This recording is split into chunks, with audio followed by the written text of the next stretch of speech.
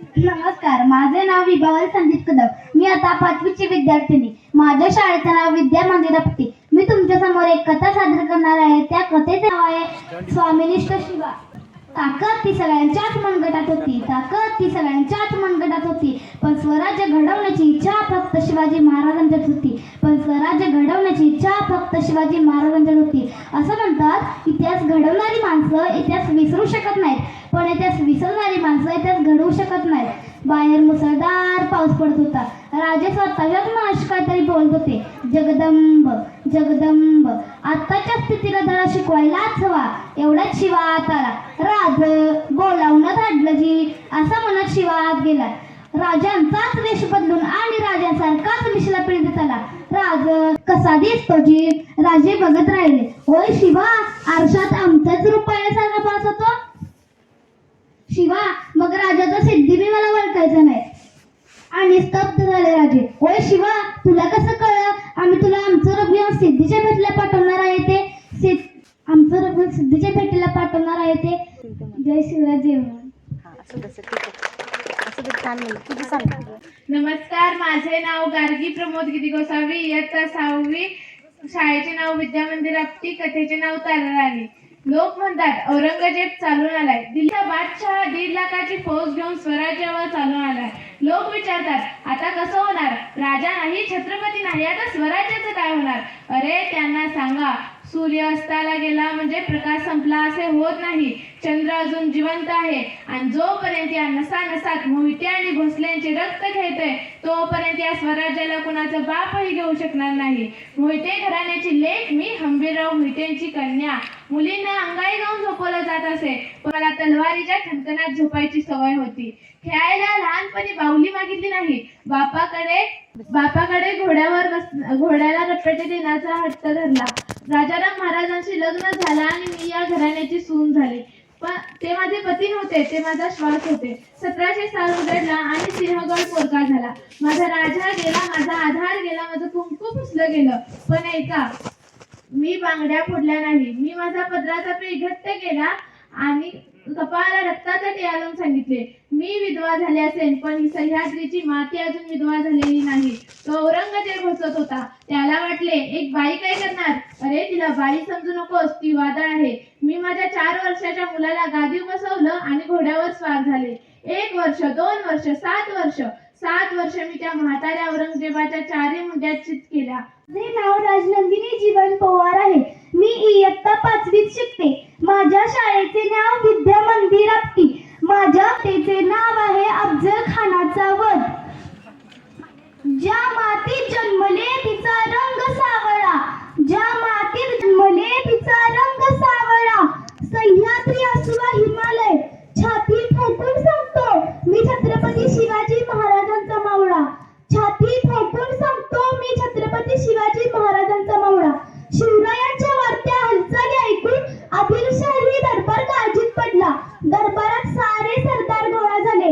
एक शमशेर बहादर सुद्धा हजर होते. आदिलशाही दरबार बघणारी बडी साहिबीन तिथे जातीने हजर होती. दरबारापुढे महत्वाचा प्रश्न होता. शिवाजीचा बिमोड कोण करणार? जो तो आपल्या जागी चुप्प. दरबारात शांतता पसरली. बडी साहेबीने दरबाराला खडा सवाल केला. सांगा, शिवाजीचा बंदोबस्त कोण करणार? जो तो एकमेकांकडे बघू लागला. तेवढ्यात एक धिप्पाड देहाचा सरदार मुजरा करत पुढे आला. त्याचे नाव होते अफजल खान. तो म्हणाला, कोण? कुठला शिवाजी? तो दरबारात बेड्या बांधून तरी उभासणार, नाहीतर त्याचे मुंडके तरी दरबारात सादर असेल, असे म्हणून तो थाटामाटाने विजापुरातून बाहेर पडला. स्वराज्यावर मोठे संकट आले होते, तरीही शिवराय डगमगले नाही. ते म्हणाले, खान कपटी, त्याची फौज मोठी, त्याच्यासाठी युक्ती चालवावी लागणार, असे म्हणत त्याने शिवरायांना निरोप पाठवला. शिवाजी, तुम्ही आमच्या मुलासारखे. आम्हाला आमचे किल्ले परत द्या. आम्ही तुम्हाला आदिलशाही दरबारातून सरदारकी देतो. मग शिवरायांनीही निरोप पाठवला. खान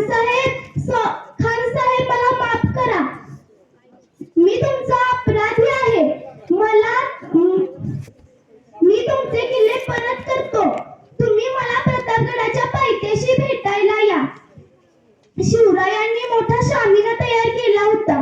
त्यात अफजल खान आला होता. अफजल खान म्हणाला, शिवाजी आत का येत नाही? त्यांचा वकील म्हणाला, ते बडा सय्यदला भेटायत. मग अफजल खानाने सांगितले, बडा सय्यद तुम्ही बाजूला व्हा. शिवराय आत आल्या आल्या अफजल खान म्हणाला, आओ आओ शिवाजी, मेरे गले लगो. त्याने कट्यार काढले आणि ते शिवरायांच्या कुशीत घातले. तरीही शिवरायांनी चिरकत घातलेले म्हणून शिवराय वाचले. शिवरायांनी आपल्या वाघनख्या काढल्या आणि अफजल खानाच्या पोटात घुसवल्या. अफजल खान म्हणाला, दगा दगा करून ओरडला. शेवटी एवढेच म्हणावे वाटते की भवानी मातेचा लेक तो रयतेचा राजा होता. भवानी मातेचा लेक तो रयतेचा राजा होता. झुकला नाही कधी तो मुघलांचा बाप होता. झुकला नाही कधी तो मुघलांचा बाप होता. धन्यवाद. नमस्कार, माझे नाव होते. मी इयत्ता पाचवीत शिकते. माझ्या शाळेचे नाव आहे विद्या मंदिर नेबापूर. माझ्या कथेचे नाव आहे एक रसाळ कथा. एका महिन्याने जेवणाचे आमंत्रण दिले म्हणून मी जेवायला गेलो. जेवणानंतर एक बाऊल भरून आमरस दिला. तेव्हा मी तिला म्हणालो की अगं, आमरस असल्यावर भाज्या करायची गरज नव्हती. आमच्या घरी आमरस असल्यावर भाज्या करत नाही. त्यावर ती म्हणाली की रे, भाज्या केल्या नसत्या तर तुम्ही अजून 2-3 आमरस अरपला असता. म्हणून तिने 2 भाज्या केल्या. मी मात्र विचारात पडलो, ही बरोबर का ती बरोबर? जय हिंद. नमस्कार मित्रांनो, माझे नाव आहे मुग्धा नारायण कदम. मी इयत्ता 5वी मध्ये शिकते. मी आज तुमच्या समोर एक कथाकथन सादर करीत आहे. ते तुम्ही शांतचित्ताने ऐकून घ्यावे अशी माझी नम्र विनंती. माझ्या कथेचे नाव आहे दृष्टी नाही तर दृष्टिकोन बदला, नजर नाही नजरिया बदलो. एक राजा होता. त्याचा एक मित्र मंत्री होता, सेनापती होता. तो सेनापती सकारात्मक विचाराचा होता. काही घडले की म्हणायचा, बहुत बढिया बहुत बढिया. एखाद्याचं लग्न झालं की बहुत बढिया बहुत बढिया. एखाद्याची बायको मेली तरीही बहुत बढिया बहुत बढिया. एकदा काय झालं, राजा आपली तलवार साफ करत होता. साफ करता करता तलवार पायावर पडली आणि राजाचं बोट तुटलं. सेनापतीला कळालं राजाचं बोट तुटलं. तेव्हा सेनापती म्हणाला, बहुत बढिया बहुत बढिया. जेव्हा राजाला कळालं तेव्हा राजाला राग. राजाने सेनापतीला जेलमध्ये टाकलं. बहुत बढिया, जेलमध्ये टाकलं. बहुत बढिया. लाइट गेली का? बहुत बढ़िया. नालायक सेनापती, लाईट गेली तर माझं बोट तुटलंय आणि हा म्हणतो कसा, बहुत बढिया बहुत बढिया. 2 महिन्यानंतर एक दिवस राजा आपल्या सैनिकांना घेऊन जंगलामध्ये शिकारीसाठी जातो. राजा आणि सैनिक यांची होते चुकामुक. सैनिक जातात एकीकडे आणि राजा जातो दुसरीकडे. मग काय, अंधार होतो. जंगलातील आदिवासी राजाला पकडतात आणि आपल्या कबिलात घेऊन जातात. राजाला आंघोळ करून, राजाचे कपडे काढतात. त्याला आंघोळ करून देवी समोर बळी देण्यासाठी नेतात. तिथं बहुत बढ़िया कर देता. आदिवासी हातात तलवार घेऊन राजाच्या मानेवर मारतात. तितक्यात एकाची नजर राजाच्या तुटलेल्या अंगठ्याकडे जाते. तो म्हणतो, हा तर अपूर्ण आहे, खंडित आहे. जर का याचा बळी दिला तर देवी दुःखी होईल. देवीचा आपल्याला शाप लागेल. म्हणून राजाला सोडतात. राजा आपला घोडा घेतो आणि आपल्या महालात येतो. सैनिकांनो, सेनापतीला सोडा. सेनापतीला राजासमोर आणतात. राजा सेनापतीला घडलेली हकीकत सांगतो. बहुत बढिया बहुत बढिया. अरे हो, माझा अंगठा तुटला म्हणून माझा जीव वाचला. बहुत बढिया. पण तू 2 महिने झाले जेलमध्ये आहेस तरी बहुत बढिया म्हणतोस, ते कसं काय? राजाजी, हे बघा, मी तुमचा मित्र. जेलमध्ये नसतो तर तुमच्या सोबत आलो असतो आणि जंगलामध्ये तुमच्या सोबत पकडला गेलो असतो. तुम्ही तर बोट तुटल्यामुळे वाचलात, पण मी तर पूर्ण आहे ना. माझी मान कापली असती ना. म्हणून बहुत बढिया मित्रांनो, सांगायचे तात्पर्य एवढेच. समजा हातात ग्लास मध्ये अर्धा ग्लास पाणी भरले तर थोडे लोक म्हणतील ग्लास तर अर्धा रिकामा आहे, पण थोडे लोक म्हणतील ग्लास तर अर्धा भरलेला आहे. म्हणून वस्तू कशी दिसते याला महत्व नाही मित्रांनो, त्या वस्तूकडे आपण कसे बघतो याला महत्व आहे. म्हणून दृष्टी नाही तर दृष्टिकोन बदला. जय हिंद, धन्यवाद. पदस्पर्शाने पावन झालेली माझी ही मातृभूमी आणि या मातृभूमीला वंदन करून मी माझ्या भाषणाला सुरुवात करते. नमस्कार मित्रांनो, माझे नाव आहे रवीना रवींद्र कांबळे. माझ्या शाळेचे नाव विद्या मंदिर जाफळे.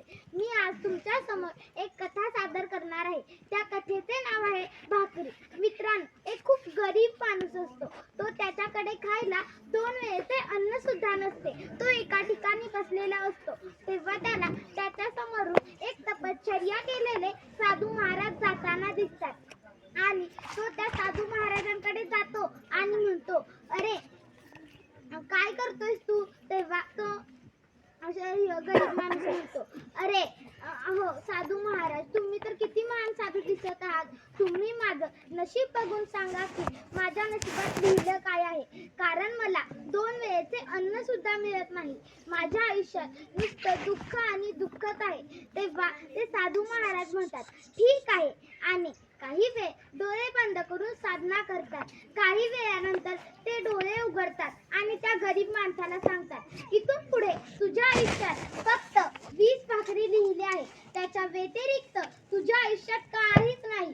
तेव्हा तो गरीब माणूस साधू महाराजांना म्हणतो, महाराज तुम्ही तर खूप ज्ञानी आहात, विज्ञानी आहात. भविष्य बघता तर असं काहीतरी करा की त्या 20 भाकरी मला आता मिळाव्यात.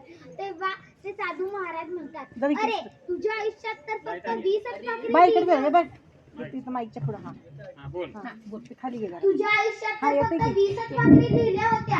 आज तू त्या मिळवून करशील तरी काय? तेव्हा तो गरीब माणूस म्हणतो, महाराज अहो त्या 20 भाकरी मला आता मिळाल्या तर खूप बरं होईल. तेव्हा ते साधू महाराज म्हणतात, ठीक आहे. आणि आपल्या काही शिष्यांच्या मदतीने त्याला त्या 20 भाकरी आणून देतात. तेव्हा तो गरीब माणूस खूप खुश होतो, कारण त्यानं आजपर्यंत इतकं जेवण कधीच बघितलं नव्हतं. तो पहिले अर्धी भाकर खातो, नंतर तो 1 खातो, नंतर तो 2 भाकरी खातो. तेवढ्यात त्याचं पोट भरून जातं. तेव्हा त्याला त्याचाच सारखा एक गरीब माणूस तिथून जाताना दिसतो. तेव्हा तो त्या गरीब माणसाला म्हणतो, घे आज माझ्याकडे 18 भाकरी आहेत, त्याच्यातील 2 तू घे. तेव्हा तो दुसरा गरीब माणूस आपल्यासारख्या काही गरीब माणसांकडे जातो आणि म्हणतो, आज त्या गरीब माणसाकडे खूप भाकरी आहे. तेव्हा सगळी गरीब माणसं त्या गरीब माणसाकडे जातात. काही वर्षांनी तेच साधू महाराज त्या रस्त्याने जात असतात. तेव्हा त्यांना आठवतं की काही वर्षांपूर्वी आपण एका जणाला त्याचं भविष्य सांगितलं होतं, तर बघूया आज त्याचं काय झालं. ते त्या जागेवर जातात. ते पाहून ते खूप हैराण होऊन जातात. ते बघतात तरी काय, तो माणूस खूप धनवान झालेला असतो. तिथे एक मोठा मंडप बांधलेला असतो. मंडपात खूप सारी लोक जेवण करत असतात आणि जेवणात तरी काय, जेवणात तरी स्वादिष्ट पक्वान असतं. तेव्हा ते साधू महाराज हे बघून त्या माणसाकडे जातात आणि त्या माणसाला म्हणतात, अरे तुझ्या आयुष्यात तर फक्त 20च भाकरी लिहिल्या होत्या, आज तू इतका धनवान कसा झालास? तेव्हा ते गरीब माणूस म्हणतो, महाराज तुम्ही ज्या मला 20 भाकरी दिल्या होत्या त्यातील मी 2च खाऊ शकलो. उरलेल्या 18 भाकरी मी माझ्यासारख्या गरिबांना वाटल्या. माझं हे कार्य बघून लोक माझ्याकडे जेवण आणत गेले. परत मी त्यातलं थोडं खायचो आणि थोडं वाटायचो. एके दिवशी माझ्याकडे इतकं जेवण झालं की मी खाऊन सुद्धा 100 लोकांना वाटू शकत होतो. म्हणूनच मित्रांनो, आपण लोकांना जेवढं वाटसाल त्याच्या दुप्पट पटीने आपल्याला मिळतं. हाच निसर्गाचा नियम आहे.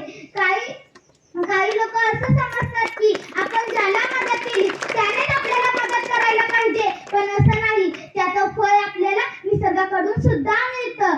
मित्रांनो, आपण आपलं आयुष्य छानसं जगूया, सकारात्मक राहूया, देण्याचे व घेण्याचे कर्म सतत करत राहूया. धन्यवाद. नमस्कार, माझे नाव अक्षरा प्रांत कांबळे. मी न्यू हायस्कूल नेबापूर येथे 8वी मध्ये शिकते. माझ्या कथेचे नाव आहे महत्व आईचे. एकदा एका व्यक्तीने स्वामी विवेकानंदांना प्रश्न विचारला, स्वामीजी संसारामध्ये जेवढी आईची महती गायली जाते तेवढे महत्त्व पित्याला का दिले जात नाही? माते इतकाच पिता सुद्धा महत्त्वाचा असून सुद्धा पित्याला का महत्त्व दिले जात नाही? यावर स्वामी काहीही बोलले नाही व त्या व्यक्तीपासून थोडे दूर गेले आणि एक मोठा दगड उचलून त्या व्यक्तीच्या हाती देत ते म्हणाले, बंधू, हा दगड तू उद्या सकाळपासून तुझ्या पोटाला बांध व तुझी नित्यानेमांची सर्व कामे करत जा. तुझ्या प्रश्नाचे उत्तर तुला मिळून जाईल. दुसऱ्या दिवशी सकाळी तो माणूस ओरडतच स्वामी विवेकानंदांकडे आला. स्वामीजी, माझी कंबर पोट अगदी दुखून मी हैराण झालो आहोत. स्वामी मंद स्मित करत म्हणाले, अरे, जिने 9 महिने तुला पोटात घेऊन वाढवले, तुझे कधीही तिला ओझे झाले नाही, तिने कधीही तुझा कंटाळा केला नाही. या मातेची महती ह्या तिन्ही लोकात सर्वश्रेष्ठच आहे. धन्यवाद. सर्वांना माझा नमस्कार. माझे नाव वैजंती कदम. मी आता 8वी मध्ये शिकते. माझ्या शाळेचे नाव आहे न्यू हायस्कूल नेबापूर. मी तुम्हाला एक कथा सादर करून दाखवणार आहे. त्या कथेचे नाव आहे अकबर आणि बिरबल. खूप वर्षापूर्वीची ही गोष्ट. एके दिवशी अकबर आणि बिरबल दोघे जण जंगलात फिरायला गेले होते. जंगलात फिरत असताना अकबरचा हात एका काट्याला लागतो आणि तो काटा खूप विषारी असतो. अकबरच्या हातातून खूप रक्त येत असते. अकबर बिरबलाला म्हणतो, बिरबल, हे बघ, माझ्या हातातून खूप रक्त येत आहे आणि मला खूप त्रास होत आहे. बिरबल अकबराला म्हणतो, महाराज, हा तर खूप विषारी काटा आहे, त्यामुळे तुमचे बोट कापावे लागेल. जर आपण तुमचे बोट कापले नाही तर हे विष तुमच्या पूर्ण शरीरामध्ये पसरणार. मग अकबराचे बोट कापण्यात आले. बिरबल म्हणतो, महाराज, जे होते ते चांगल्यासाठीच होते. हे वाक्य ऐकून अकबराला खूप राग येतो. अकबर बिरबलाला म्हणतो, तिथे माझे बोट कापले आहे आणि तू म्हणतोस की जे होते ते चांगल्यासाठी होते. अकबर आपल्या सैनिकांना सांगतो, त्याला इथून आपल्या राजवाड्यात घेऊन जा आणि फाशीची शिक्षा द्या. सैनिक बिरबलाला घेऊन जातात. बिरबलाला माहित असते की जे होते ते चांगल्यासाठीच होते. पुढे अकबर एकटाच शिकार करण्यासाठी जात असतो. जात असताना त्याला आदिवासी भेटतात. ते आदिवासी अकबराला उचलून घेऊन जातात आणि काली मातेसमोर अकबराचा बळी द्यायचा असे ते ठरवतात. अकबराचा बळी देणार तेवढ्यातच त्यांना दिसते की अकबराचे बोट कापलेले आहे. ते म्हणतात, हा शापित आहे, दोषित आहे, म्हणून त्याला तेथून सोडून देतात. अकबर पळत पळत बिरबलापाशी येतो आणि आपल्या सैनिकांना सांगतो, याची शिक्षा थांबवा. अकबर बिरबलाला म्हणतो, बिरबल, जे होते ते चांगल्यासाठीच होते. तुझे हे वाक्य आज खरे ठरले. जर माझे बोट कापले नसते तर माझे डोके नक्कीच कापले असते. मग बिरबल अकबराला म्हणतो, महाराज, जे होते ते चांगल्यासाठीच होते.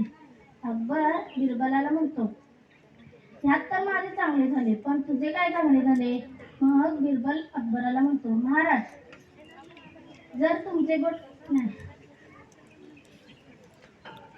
महाराज, तुम्ही जर मला फाशीची शिक्षा देण्यासाठी राजवाड्यात पाठवले नसते तर मी तुमच्यासोबत पुढे शिकार करण्यासाठी आलो असतो आणि तुमचे त्या आदिवासी लोकांनी आपल्या दोघांनाही उचलून नेले असते.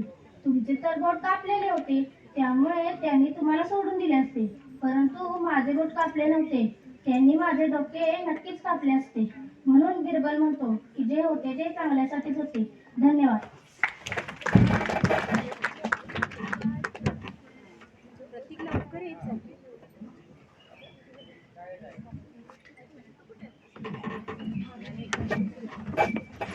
नमस्कार, माझे नाव जान्हवी विश्वनाथ निकम. मी इयत्ता 8वीची विद्यार्थिनी. मी न्यू हायस्कूल नेबापूर या शाळेमध्ये शिकते. माझ्या कथेचे नाव बडाईकोर माणूस. एक माणूस फार वर्षे प्रवास करून आपल्या घरी आला व आपण प्रदेशात असताना काय मौजा पाहिल्या हे आपल्या शेजार पाजारांना तिखट मीठ लावून सांगू लागला व अगदी शेवटी त्याने एक थाप ठोकून दिली की मी अलकावतीत होतो तेव्हा तेथील लोक 15-15 हात उंच उड्या मारतात, पण त्यांनी माझ्याशी पैज लावली असता माझ्या इतकी उंच उडी कोणालाही मारता आली नाही.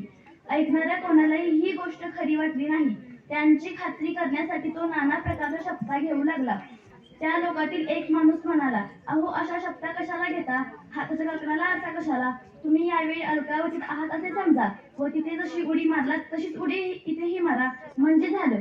हे ऐकताच त्या बडाईखोर माणसाचे तोंड अगदी ताबडतोब बंद झाले. धन्यवाद.